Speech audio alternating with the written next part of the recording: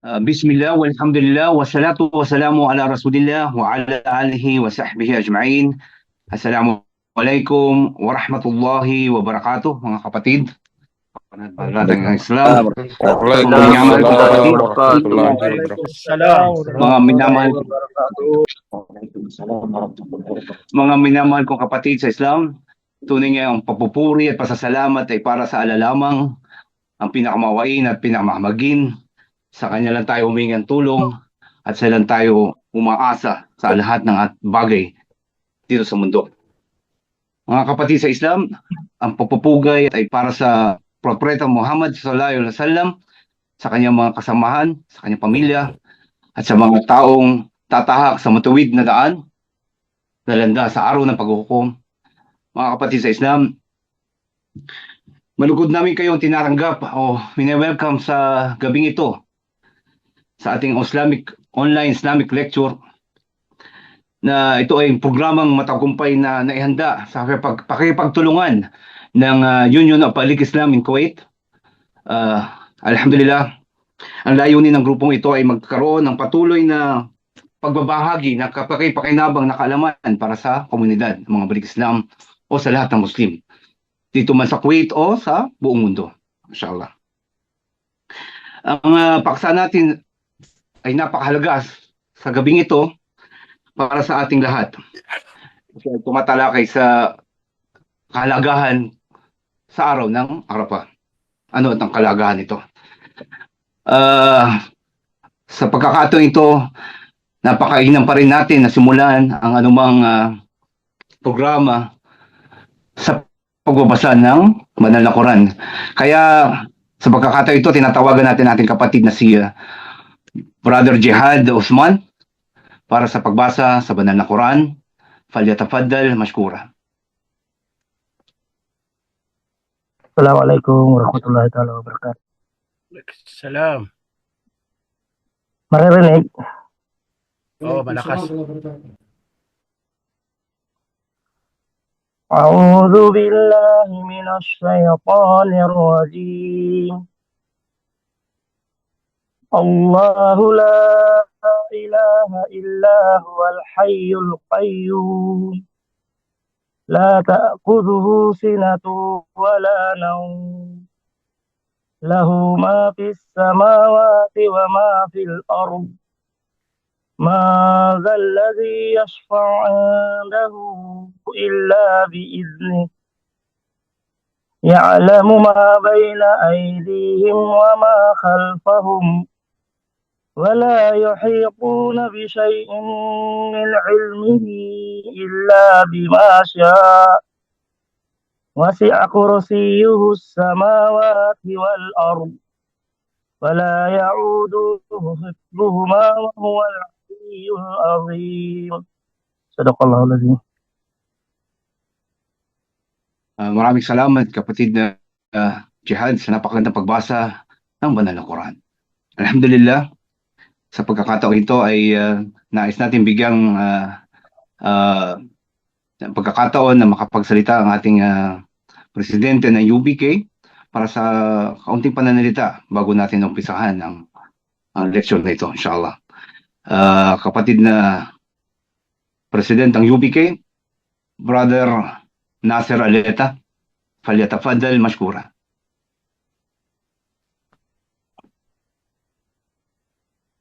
Bismillah walhamdulillah wassalatu wassalamu ala rasulillah wa ala alihi wa sahbihi ajma'in. Amma ba'd. Assalamualaikum warahmatullahi wabarakatuh. Mga mahal ko, lalo na sa ating mga bisita mula sa iba't ibang bahagi sa mundo,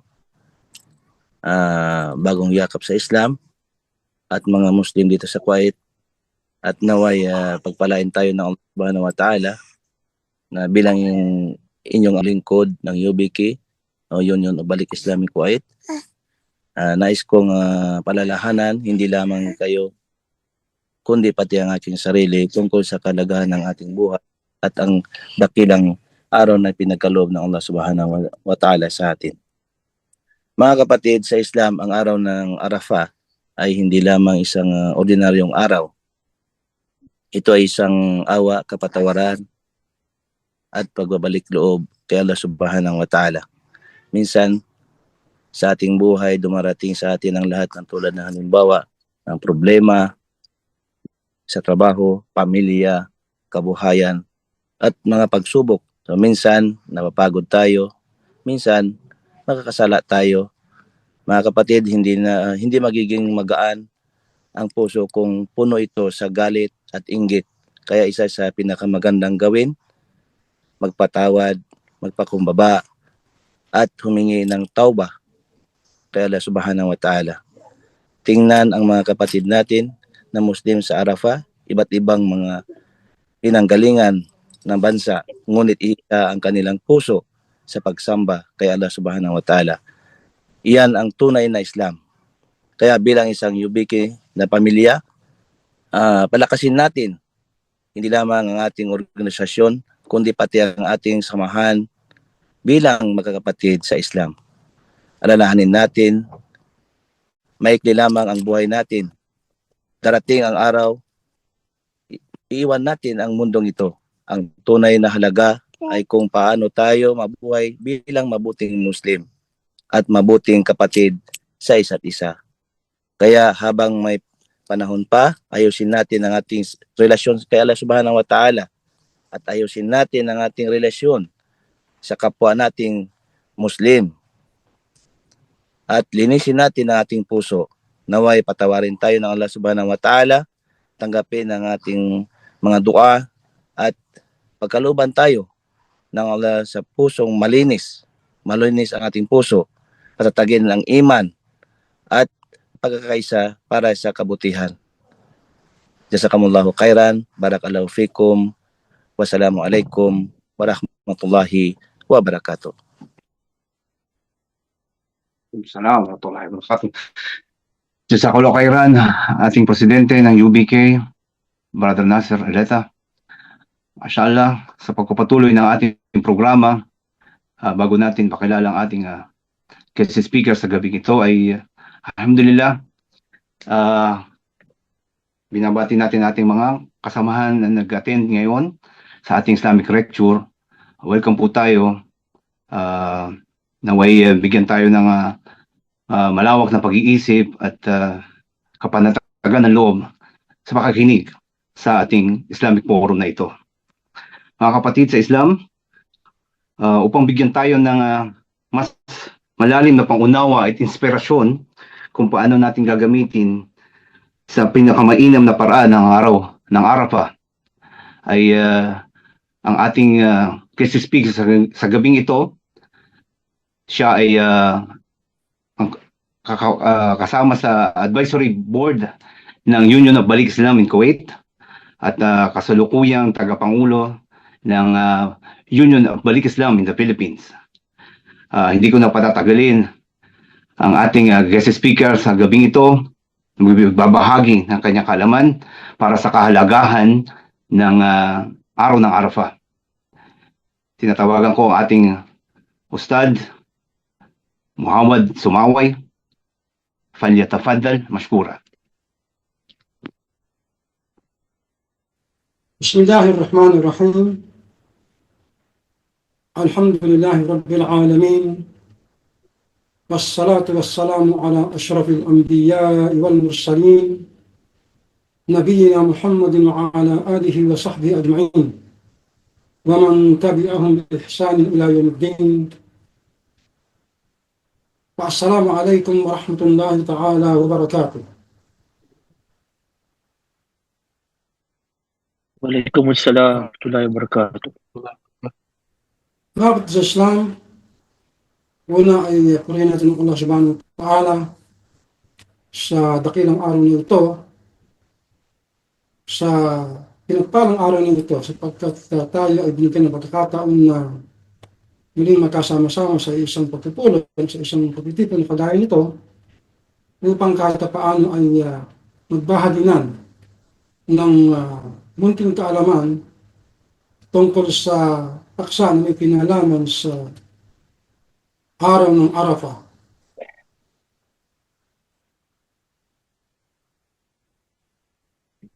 Alam natin mga kapatid na taon-taon ay dumarating sa atin ang ganitong araw. At ito ay lagi nating ginugunita sa magitan ng mga bagay na pagsamba na nauukog dito.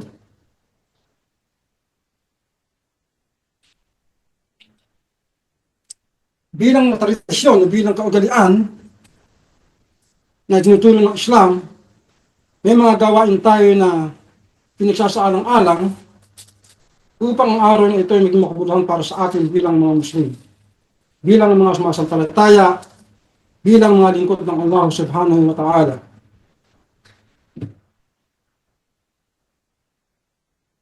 Ang araw ng Arafah ay isa sa mga pinakadakila at pinakabanal na araw ayon sa Islam. Ito ay natatapat sa ikasyam na araw ng Dhul-Hijjah sa mga pinagpalang araw ng Hajj.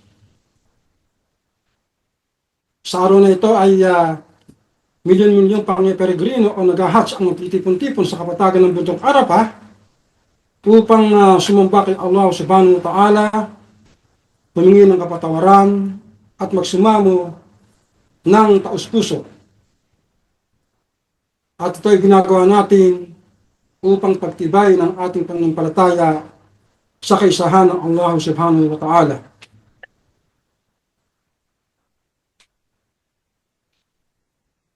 Ang kahalagahan nito ay una, maunawaan natin na ang araw ng Arafah ay isang araw ng pagpapatawad at awa. Ito ay kilala bilang isang araw kung kailan ang awa ni Allah ay sagana na bumababa sa kanyang mga lingkod. Ikalawa, ang mga kasalanan ay pinapatawad, ang mga puso ay dinadalisay, at maraming tao ang nailigtas mula sa parusang apoy sa impyerno. Sinabi ng propeta sallallahu alaihi wasallam, walang araw kung saan pinalalaya ni Allah ang mas maraming tao mula sa apoy kaysa sa araw ng Arafah.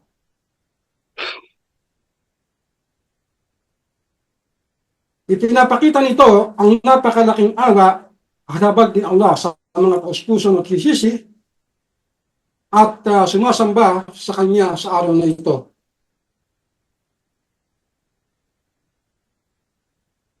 Ikalawa, ito ang pinakadakilang araw ng Hajj. At para sa mga nagsasagawa ng Hajj, ang pagtayo o pagtindig sa Arafah o yung tinatawag natin na wukuf Arafah, ang pinakamahalagang haligi ng Hajj. Na kung wala ito, ang Hajj ay walang visa o walang saysay. Ano ang ginagawa ng mga nag-Hajj sa araw nito habang sila ay nasa bundok ng Arafah sa kapatagan nito? Una, sila ay nananalangin ng taus-puso, buong magpakumbaba. Ikalawa ay humingi sila ng tawad, nagbabalik sa loob sa Allah subhanahu wa ta'ala, at inaasahan o umaasa sa kanyang kapatawaran. Ikatlo ay sila ay bumibigkas o kaya ay nagbabasa ng banal na Quran.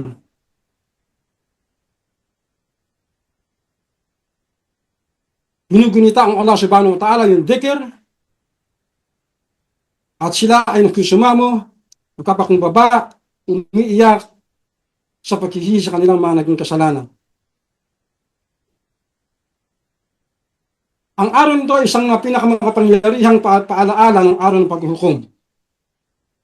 Kung saan o kung kailanman, ang lahat ng sangkatauhan ay tatayo sa harap ng Allah subhanahu wa ta'ala.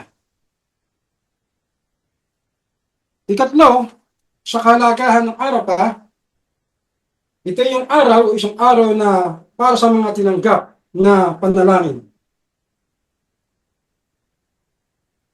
Ang araw ng Arafah ay kabilang sa mga pinakamagandang oras para sa panalangin o dua. Hinihikayat ang mga Muslim na itaas ang kanilang mga kamay ng taos-puso at humiling kay Allah subhanahu wa ta'ala ng anumang bagay na nais silang hilingin. Kapatawaran, biyaya, para sa kanilang sarili, para sa kanilang pamilya, kamag-anak, at iman, siniman.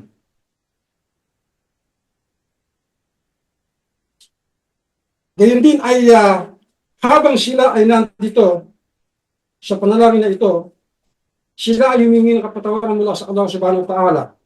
Ganon din, sila ay humingi ng patubag nila sa kanya sapagkat batid nila o batid ng mga alipin ng Allah na wala silang tawing dapat nahingan ng patnubay, kapatawaran, maliban sa Allah subhanahu wa ta'ala.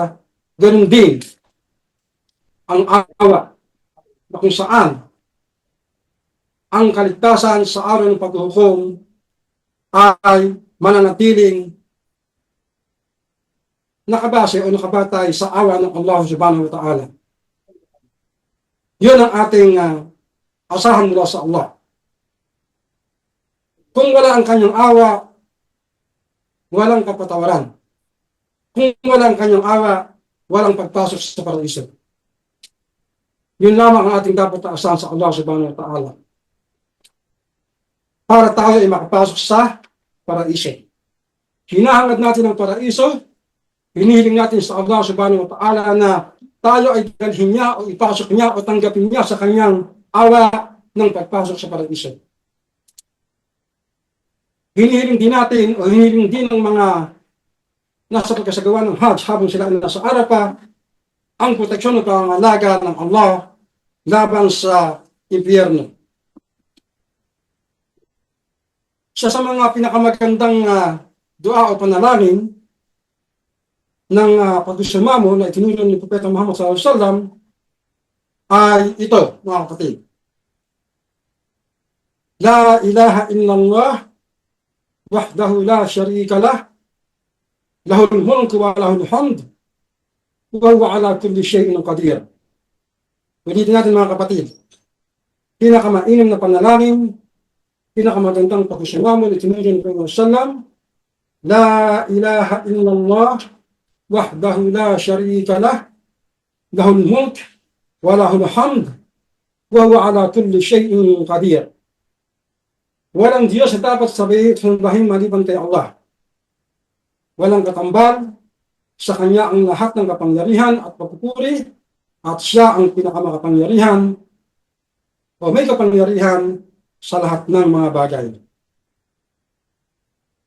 Ikaapat mga kapatid, sa kahalagahan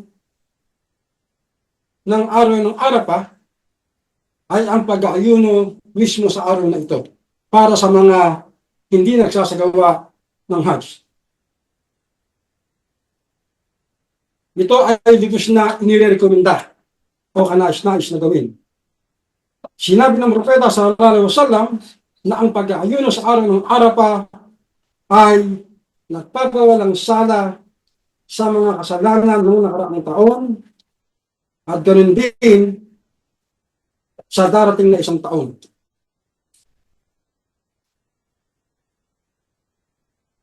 Ito ang isa sa pinakadakilang biyaya na ibinigay ni Allah sa pamayanan o sa ummah ng mga Muslim. Dakilang araw, dakilang mga pagsamba, dakilang paggawa ng kabutihan, alang-alang sa Allah subhanahu wa ta'ala, habang nandito ka sa araw na ito, maging ikaw man ay hindi nagsasagawa ng Hajj o nagsasagawa ka ng Hajj, anumang mga bagay na ginagawa sa araw na ito na may kinalaman sa pagsamba at pagkapanatili sa kaisahan ng Allah subhanahu wa ta'ala na tanging sa kanya kalamang umaasa ng kaligtasan sa araw ng paghukom, ito ay isang napakadakilang biyaya na binigay ni Allah sa kanyang pamayanan ng mga Muslim. Ikalima sa mga kahalagahan na dapat nating maunawaan tungkol sa araw ng Arafah, ito isang paalala ng pagkakaisa at pagkakapantay-pantay. Makikita natin mga kapatid na habang ang mga tao doon sa pagkasagawa ng Hajj at maging sa mga hindi Muslim o sa mga Muslim na nasa kanilang mga tahanan, kanilang mga bansa, buong pagkakaisang itinataguyod nila ang mga gawain dapat na gawin o sunna na gawin sa araw ng Arafah. Sa mga nag-Hajj, makikita natin na iba-ibang lahi ang nandiyan. Hindi makikita sa kanila kung sino ang presidente o kung sino man ang may mataas na tungkulin sa kanilang bansa, sa kanilang trabaho, ano man ang kanilang profesyon, doktor man sa engineer man, hindi mo siya makikilala dyan. Hindi mo siya malalaman kung sino yung mga yun. Sapagkat sa araw na yun, sa mga sandaling iyon, ang lahat ay pantay-pantay sa paningin ng Allah subhanahu wa ta'ala. Lahat sila ay mga alipit at lingkod ng Allah subhanahu wa ta'ala. Sa kapatagan ng bundok ng Arafah, ang mga Muslim sa bawat bansa, lahi at wika ay magkakasama-sama, nakatayo sa suot ang mga simpleng puting damit. Kaya hindi mo makikilala kung sino sa kanila ang nasa matataas na posisyon sa kanilang mga lugar o mga bansa. Ang mayaman at mahirap ay magkakatabi sa harap ng Allah subhanahu wa ta'ala sa araw na yun, habang sila ay nakatayo sa araw ng Arafah sa pagkasagawa ng Hajj. At dahil dito, itinuturo nito ang kapatiran, ang pagkapakumbaba, pagkakapantay-pantay, at pagkakaisa ng umma ng mga Muslim. Sumunod, ang pinakahuli sa lahat, sa araw na ito mga kapatid, sa pagkatapos ng misyon ng Propeta sallallahu alaihi wasallam, nang siya ay magbigay ng sermon sa Arafah, sa kanyang pamamaalam, sa kanyang mga tagasunod, siya ay nagbigay ng pangaral o sermon na kung saan ay nababanggit din natin sa ating nadidinig natin sa ating mga ustad. Isa sa mga binanggit ng Propeta sallallahu alaihi wasallam sa mga sermon niya sa Arafah ay ang pangalaga sa mga kababaihan. Maging siya ay yung asawa, anak, kapatid. Pangalaga sa mga kababaihan ang isa sa pinaka-bili ng Propeta sa kanyang sermon. Kasama rin dito yung sinabi niya na hindi rin nakahihigit ang isang Arabo sa hindi Arabo at ang hindi Arabo sa isang Arabo. Hindi nakahihigit ang isang maputi sa isang maitim o isang maitim sa isang maputi. Maliban sa ganap na pagkatakot ang tinatawag na takwa sa Allah subhanahu wa ta'ala. Isa yun sa mga sermon na binanggit niya sa araw ng Arafah, sa kanyang huling pamamaalam. Yun ang pagkatapos ng kanyang misyon. Kaya sa araw na ito, ay dito rin pinahayag ang pinakahuling revelasyon na binigay sa Propeta sallallahu alaihi wasallam ayon sa kasaysayan, ayon sa mga narration ng hadith, na ang talatang ito ay kumumpleto, kumusto, at nagpaging ganap sa Islam bilang reliyon ng mga Muslim o ng kanyang mga tagasunod. Sinabi ng Allah subhanahu wa ta'ala ng Quran sa Suratul Ma'idah, Al-yawma akmaltu lakum dinakum wa atmamtu alaykum ni'mati wa raditu lakum al-Islam dinan. Sa araw na ito ay pinagganap ko na ang inyong reliyon para sa inyo, pinusto o pinumpleto ang aking mga biyaya para sa inyo, at pinili ang Islam bilang inyong relihiyon. So itinatagpok dito mga kapatid ang kadakilaan, karangalan ng pinagpalang araw na ito sa kasaysayan ng Islam. Sa pinakahuli, ano ba ang aral na pwede natin makuha sa pinakabuod ng ating natalakay? Aral mula sa araw ng Arafah. Una, pamalagiin natin sa ating mga sarili ang tawbah o pagbabalik loob kay Allah subhanahu wa ta'ala. Kailanman at tayo makagagawa ng pagkakamali, malaki man o maliit na kasalanan, manatili tayo sa paghihingi ng kapatawaran, sa panunumbalik o itinatawag na tawbah sa Allah subhanahu wa ta'ala, tawbatun nasuha, matapat na pagbabalik loob sa Kanya, na walang halong pag-aalinlangan, na tayo ay Kanyang patatawarin. Kahit na ano pang kasalanan magawa natin, humingi tayo ng kapatawaran sa Allah. Magtawba tayo sa Kanya. Magbalik tayo sa Kanya sapagkat siya ay tumatanggap ng paghingi ng kapatawaran o ng pagbabalik sa Kanya. Sumunod ay huwag tayong mawalan ng pag-asa sa awa ng Allah. Sapagkat siya ay nagpapatawad ng lahat ng mga kasalanan. Sinasabi natin na ang pinakamabigat na kasalanan, pinakamalibhang kasalanan magagawa ng tao na hindi patatawarin ng Allah subhanahu wa ta'ala ay yung tinatawag na shirk. Yung pagkatambal sa Allah subhanahu wa ta'ala. Pero kahit pa ito ang ginagawa natin, kung ititalikuran natin at humingi tayong tawad sa Allah subhanahu wa ta'ala at abutan tayo ng kamatayan, meron tayong pag-asa na patawarin niya at makapasok din sa paraiso. Kahit pa sila na gumagawa ng pagkatambal, kung sila ay magbabalik loob at iiwanan nila ang pagkatambal sa Allah bago sila abutan ng kamatayan, sila ay patatawarin ng Allah subhanahu wa ta'ala sapagkat sila nagkapatawad ng lahat ng kasalanan. Pero kung hindi mo iwan yung pagkatambal, wala kang kapatawaran. So, impiyerno ang ito. At manatili doon magpakailanman. Kasama din sa aral na matatalakay natin dito ay yung dagdagan natin ang pananalangin at pagsamba. Anong paano dagdagan? Lahat ng mga pagsamba na obligado, gawin natin at pagkatapos ay yung mga sunan ng propeta, isama natin. Yun ang karagdagan. Yung sunan ng propeta sallallahu alaihi wasallam. Yung mga kanais-nais na sunan ng propeta sallallahu alaihi wasallam. Yung sunan ng propeta sallallahu alaihi wasallam.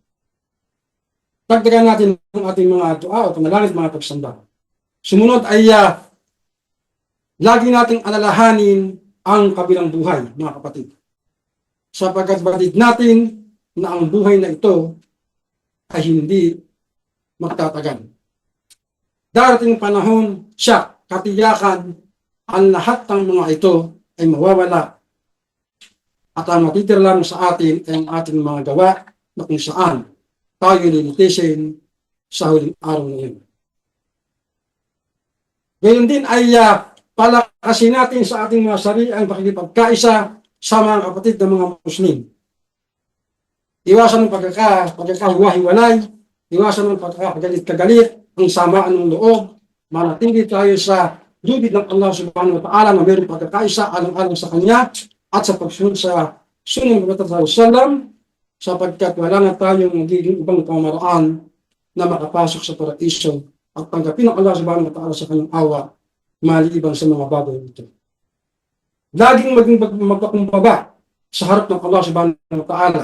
Huwag magmalaki. Huwag maging masyadong magmalaki sa mga sarili. Lagi tayong magpakumbaba sa harap ng Allah. Gayon din sa mga taong dapat nating irespeto sa ating pamumuhay sa araw-araw, sa ating mga magulang, sa ating mga staff, sa ating mga maalam, irespeto natin sila at tangkilikin ang kanilang mga turo na hindi sumasalungat sa aral ng Islam. Ang araw ng Arafah ay tunay na araw ng awa, kapatawaran, pag-asa at spiritual na pagkapanibago. Ipinapaalala nito mga kapatid sa mga Muslim na gaano man kalaki ang mga kasalanan ng isang tao, ang awa ni Allah ay palagi at lumalaging mas dakila kaysa sa mga ito. So, ganun kadakila ang awa ng Allah, ganun kadakila kung magpatawad ang Allah subhanahu wa ta'ala, kung kaya samantalahin natin ang mga gawain pagkasama sa araw ng Arafah upang tayo magkaroon ng karagdagan, sapagkat ito lamang at wala ng iba ang tanging paraan upang tayo kanyang kalugdan upang makamit natin ang kanyang awa. Hanggang dito na lamang mga kapatid, nawa ang ating pagtitipon na ito ay maging makbuhan para sa atin, maging kapakipakinabangan para sa atin, at tayo ay mabigyan ng sapat na kaalaman sa mga darating pang panahon tungkol sa mga bagay na ito. Tayo ay maging matyaga sa pagsamba, tayo ay maging matyaga sa mga pamumuhay natin sa araw-araw, sa pagharap sa mga pasanin ating pinapasan sa araw-araw, sa mga pagsubok na dumarating sa atin sa araw-araw, mula sa ating sarili, sa ating pamilya, sa ating kapaligiran, sa mga nangyayari sa ating kapaligiran sa ngayon. Nawa ay bigyan tayo ng kalakasan ng pag-awa subhanahu wa ta'ala, ng lahat na ito'y maharap natin ng matiwasay, mapayapa, at buong pagkapakumbaba alang-alang sa kanyang pagkaligod. Wa akhiru da'wana alhamdulillahi rabbil alamin. Assalamu alaikum wa rahmatullahi ta'ala wa barakatuh. Wa sallallahu ala Muhammadin wa ala alihi wa sallam. Waalaikumsalam warahmatullahi wabarakatuh. Waalaikumsalam warahmatullahi. Jazakumullahu khairan, Ustad, sa napakagandang paalala. Mashallah, tabarak rahman. Pinapaalala sa atin na ating mahal na Ustad na napakaganda ang pag-ayuno sa araw na ito na pwede magpatawad sa atin sa nakarang taon, sa kasalanan sa nakarang taon at sa susunod na taon. Mashallah, at palagi ay tayo magtauba at huwag tayong mawala ng pag-asa sa awa ng Allah. Dagdagan natin ang ating pagsamba at makipagkaisa tayo sa ating mga kapatid at humingi tayo ng awa sa Allah subhanahu wa ta'ala. Mga kapatid sa Islam, sa ngayon po ay bubuksan natin ang ating question and answer segment na kung kayo may mga katanungan ay pwede nyo po itong direktang itanong sa ating mahal na Ustad at pwede din naman pwede nating ilagay sa ating dyan sa may baba ng ating chat box ang ating mga katanungan patungkol sa kahalagahan ng kanyang diniscuss kanina, kahalagahan ng araw ng Arafah. Kaya mga kapatid, pwede na tayong magsimula ng pagtatanong, inshallah. Paksala ng lecture mga bro, ang tanong wala sa hugin sa labas. Patungkol, Ustad, ito ay patungkol sa diniscuss ng ating mahal na Ustad, inshallah. Sa pagkakataon ito, habang tayo ay naghihintay sa mga katanungan, ay nais nating bigyan daan din ng ating kapatid na si Brother Amin Baltasar upang magbahagi ng kaunting pananalita patungkol din sa kahalagahan ng araw ng Arafah. Tinatawagan natin ating kapatid na Brother Amin Baltasar para magbahagi ng kaunting sharing dito sa ating palatuntunan, inshallah. Falyatafadal mashkura. Jazakallah khair sa ating host para sa araw na ngayon, si Brother Isa, at inshallah ay makapagbigay tayo ng konti lang na karagdagan. Bismillahirrahmanirrahim. Assalamualaikum warahmatullahi wabarakatuh. At inshallah, habang wala pang mga katanungan Brother Isa, ay mag-insert lang ako ng konting mga reminders sa ano yung mga marami tayong mai-share sana na ano lang tayo sa oras para dito sa ating kahalagahan ng Yaumul Arafah. So ngayon medyo ibay lang natin ng konti yung flow ng ating ng i-share ni Ustad. Ito ay may patungkol sa may kinalaman sa ating mental health, may kinalaman. Ngayon regarding dito sa base sa pag-aaral sa i-insert natin yung siyensya, kasi kadalasan madalas nakatingin lang tayo sa akala natin yung mga regarding sa mga medical findings, mga science research, hindi nakatouch dito yung Islam. Yun ang kalimitan na medyo aware lang yung iba na akala nila is walang attachment dito ang Islam. Pero pauna pa dito sa atin, sa katuruan sa Islam, ano yung meron dito sa Yaumul Arafah? Yung pinaka-importante yung pagbibigkas ng takbir, pagbibigkas ng tahlil, ng tahmid at saka mga dikir. So ito yung mga pangunahin na napakahalaga rin dito sa mga araw na ito, no, Brother Isa. Ngayon, Marshal. ang sabi dito sa siyensya na natuklasan nila na itong mga gawi nating mga Muslim, no, ang pagsasabi ng mga ito ay nakakapagpabago ng ating puso. Kumbaga, nagkakaroon tayo ng reflection, di ba? Kumbaga ito ay nagkakaroon ng napakagandang effect sa katauhan natin bilang isang mga Muslim. Yun lang pagbigkas ng mga takbir na ito. Ngayon, itong pagbigkas na to ay dito natin ay paggunita to sa Allah Subhanahu wa Ta'ala. Ngayon, ang isang nagiging effect nito sa habang tayo ay nakikinig o tayo ay tayo mismo yung mainam din na tayo mismo yung magbigkas ng mga ito ng Allahu Akbar, La ilaha illallah, Alhamdulillah. Yan, itong mga to napakainam is tayo rin mismo ang magsagawa nito, magbigkas o gagawin natin to sa habang tayo ay nandito pa sa panahon ng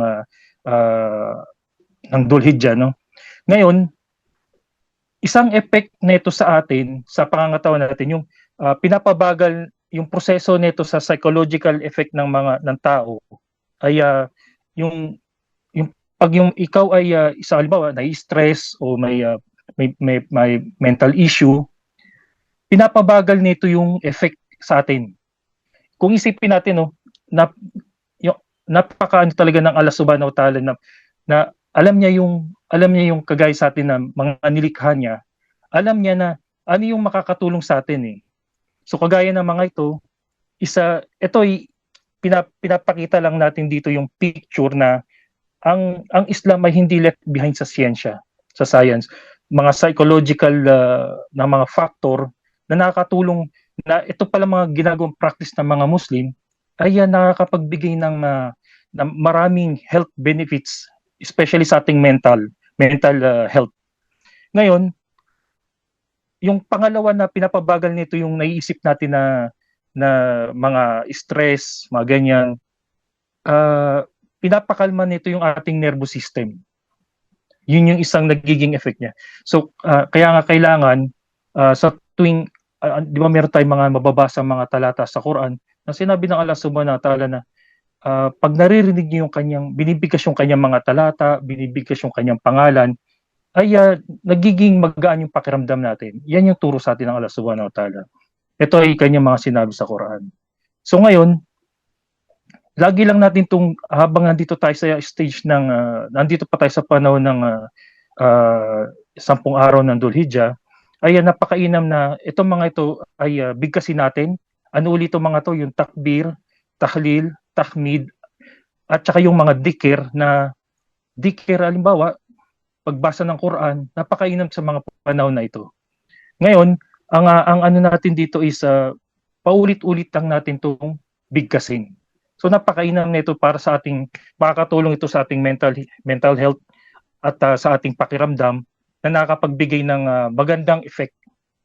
So inshallah ay meron yata, brother, putulin ko muna yung aking para mabigyan daan yung katanungan ng ating katanungan. Okay, ang katanungan. Meron na po tayong katanungan. Maraming salamat, Bro Amin, sa iyong pag-share. Meron tayong katanungan mula kay Iron Ayman. Assalamualaikum Ustads. Tanong ko lang po, kung nag-intention po akong magpakurban, tapos nakalimutan ko na hindi pala ako dapat magpagupit ng kuko at mag-ahit ng balbas bago pa magpakatay yung kambing, makatay yung kambing. May pagkakasala po ba ako? At valid pa rin po ba ang aking inintensyon? Ustads, ito yung katanungan niya po. Okay, bismillahirrahmanirrahim. Kung nakalimutan mo, bro, ay malinaw naman yun kasi nakalimutan mo siya. Ang hindi ko lang check ay ito natin sa mga ustad kung meron bang katiyakan na meron bang tiyak na compensation or pagtudos na dapat gawin.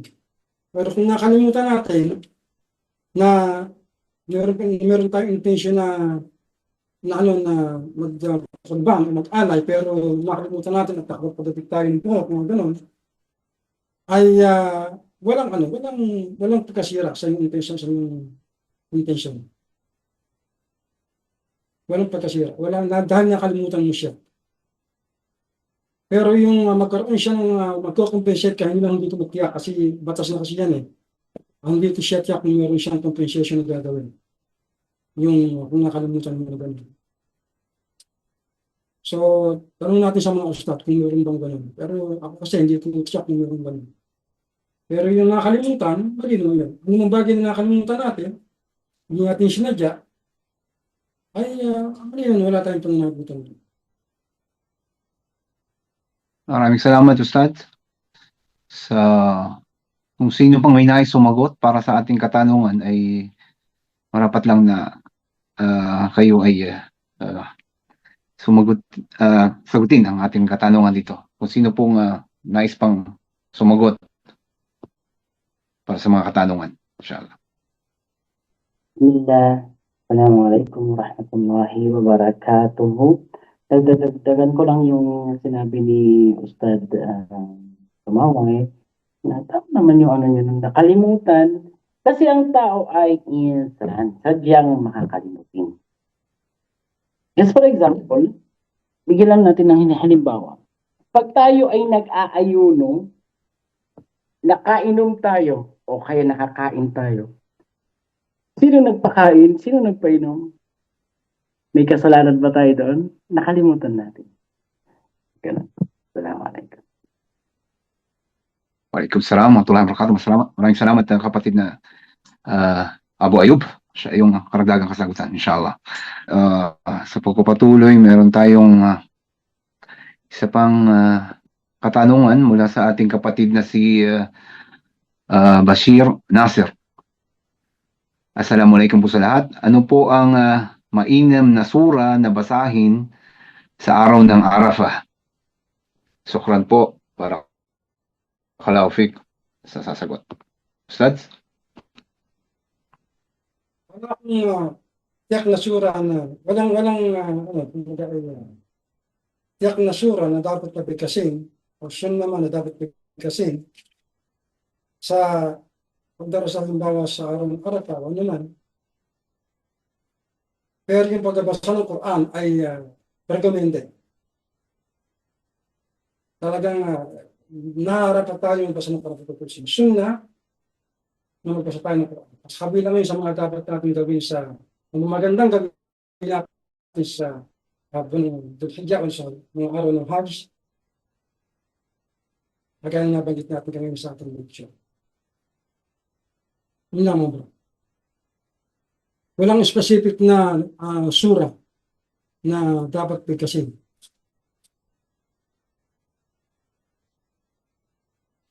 Pero magbasa ka ng Quran, buong Quran. Magbasa ka ng Quran, recommend. Bismillah, dadagdagan lang natin yung sinabi ni Sheikh Sumaway na ang Yawmul Arafah kasi ay pag-alala natin sa Allah subhanahu wa ta'ala. Ang isang pangalan ng marangal na Quran ay Dhikr, subhanallah. So paramihin natin ang pag-dhikr sa Allah subhanahu wa ta'ala. Pag-alala sa Allah subhanahu wa ta'ala. Alam natin na yan, yung araw na yan ay isang araw na yan ay special.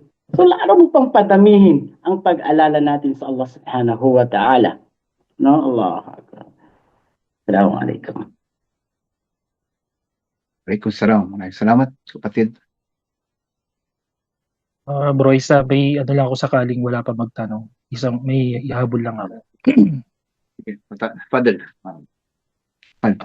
Bali isang gusto ko lang tong i-share tong isang sayings na ito. Itong sayings na to ay mula kay Ibn Rajab rahimahullah, na isang scholars natin sa Islam, na ang sabi niya ay kung hindi natin kayang mag-alay ng uduhiya ngayon, magkatay ng uduhiya o kurban, ay sabi niya ang pinakamainam na ialay natin na katayin ay putulin natin yung last natin. yung shahwat sa sarili. At saka yung desire sa mga makabundong bagay.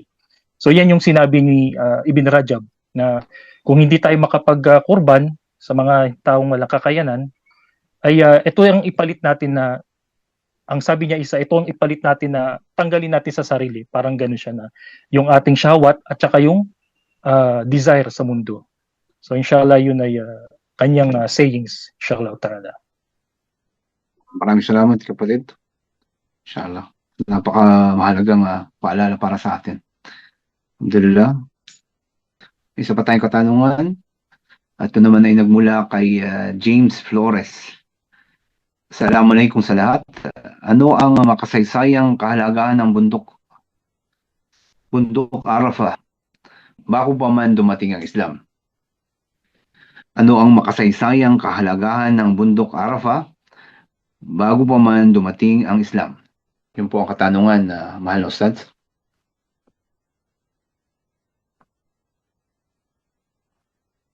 Kaya kasaysayan, napakahirap niya kasi napakahaba nun. Hindi natin kayang siwala tuloy yung kasaysayan. At yung kaalaman ay hindi rin sapat para masabi natin ngayon tungkol din sa kasaysayan na kinalaman sa Arafah bago dumating ang Islam.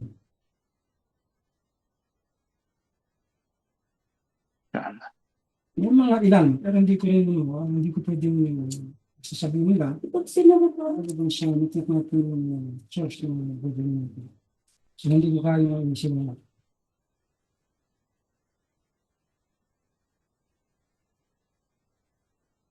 Pwede natin i-research yan ulit. Balikan natin yung mga nakaraan, kasi may mga nakalimutan ako sa akin, sayang. Hindi ko nabalikan. So, balikan natin yung sa ibang mga panahon, inshallah, na masagot natin yung tanong mo. Hindi ibig sabihin na wala. Meron yan, hindi lang natin maalala ulit. Alhamdulillah. Inshallah, Ustad.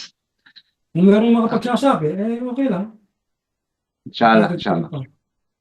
Habang kasaya kami sa basa. Mga kapatid, meron pa tayong 3 minutes para sa ating question and answer kung gusto nyo. Ayun na lang. Okay mga bro, masalamat. Palagi po lapit na rin matapos ang oras. Assalamualaikum warahmatullahi wabarakatuh. Waalaikumsalam warahmatullahi wabarakatuh. Syukran Ustad. Okay, mashallah. Jazakumullah khairan. Mukhang sa pagkakataon ito parang wala na yatang gusto magtanong sa ating sa ating mga kapatid. Kaya ngayon ay pwede natin siguro putulin ang ating lecture sa gabing ito at nais nating pasalamatan ang bumubuo ng UBK na nasa katuparan ng isang lecture na kapag-kapanabang para sa atin upang magkaroon tayo ng idea kung paano natin sasagawa o maging kapag-kapanabang ang Yawm Arafah. Alhamdulillah, mga kapatid, muli nagpapasalamat tayo ng lubos sa ating ustaz na nagbahagi, si Ustaz Muhammad Sumaway. Maraming salamat sa kanyang naibahaging kaalaman at ganun din sa ating nag-share na si Bro Amin Baltasar at sa lahat ng dumalo sa ating Zoom meeting, mashallah. So Zoom lecture na ito. At saka wag natin kalimutan na mag-ayuno sa araw ng Arafah. Sapagkat napapatawad nito ang nakaraan nating kasalanan na isang taon at sa susunod na taon. Mashallah. Hanggang dito na naman po. Wa akhiru da'wana anilhamdulillah rabbil alamin. Wassalamualaikum warahmatullahi wabarakatuh. Waalaikumsalam warahmatullahi wabarakatuh. Syukran.